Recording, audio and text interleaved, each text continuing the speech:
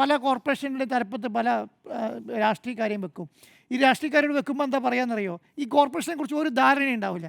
പക്ഷെ പറയും അവിടെ നിങ്ങൾ ധൈര്യമായിട്ടിരുന്നോ, കാരണം എന്താ നല്ല ഉദ്യോഗസ്ഥന്മാരാണ് അവിടെ ഉള്ളത്, അവരത് കൈകാര്യം ചെയ്തു, നിങ്ങളവിടെ പോയി ഇരുന്ന് കൊടുത്താൽ മതി, ബാക്കി അവർ നടപ്പിലാക്കിയുള്ളൂ. ഇതാണ് ശബരിമലയിൽ നടക്കുന്നത്.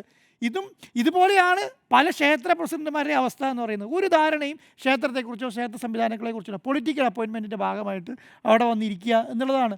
അതുകൊണ്ടാണ് വെള്ളാപ്പള്ളി നടേശൻ, ഞാൻ ഈ വെള്ളാപ്പള്ളി നടേശൻ പറഞ്ഞതിൽ കുറേ നാൾ കൂടിയിട്ട് പറഞ്ഞത് കാര്യമുള്ള കാര്യമായിട്ട് എനിക്ക് തോന്നിയ കാര്യം എന്ന് പറയുന്നത്, അതിനെക്കുറിച്ച് ധാരണയുള്ള ആൾക്കാരെ അത് ഏൽപ്പിച്ച് കഴിഞ്ഞാൽ അത്യാവശ്യം കളവെങ്കിലും കുറയും. കൊള്ളസംഘത്തിന്റെ പിടിയിലാണ്. കൊള്ളസംഘത്തിൻ്റെ പിടിയിൽ നിന്ന് അത്യാവശ്യം കളവിനും കുറയും. ഒരു IAS ഉദ്യോഗസ്ഥനായി തലപ്പത്തിരുത്തിയാൽ അവനതിനകത്ത് കട്ടോട്ട് പോകാൻ നിൽക്കില്ല. കാരണം അവനതിനെക്കുറിച്ച് ധാരണയുണ്ട്, അങ്ങനെ കൈകാര്യം ചെയ്യണം എന്നുള്ള ധാരണയുണ്ട്. അതെങ്കിലും കുറേ നാൾ കൂടിയിട്ട് പുള്ളി ഒരു കാര്യം പറഞ്ഞായിട്ട് എനിക്ക് തോന്നിയത് അതാണ്.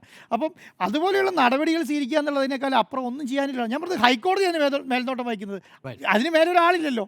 കേരള ഹൈക്കോടതിൻ്റെ ഒരു ബെഞ്ച് മേൽനോട്ടം വഹിച്ചിട്ട് ശബരിമല ഒരു സംവിധാനത്തെ പോലും നല്ല രീതിയിൽ കൊണ്ടുപോകാൻ കഴിയുന്നില്ല എന്നുള്ളതാണ് ഇപ്പോൾ ഈ സംവിധാനത്തിൻ്റെ ഭാഗമായിട്ട് മനസ്സിലാക്കാൻ കഴിയുന്നത്.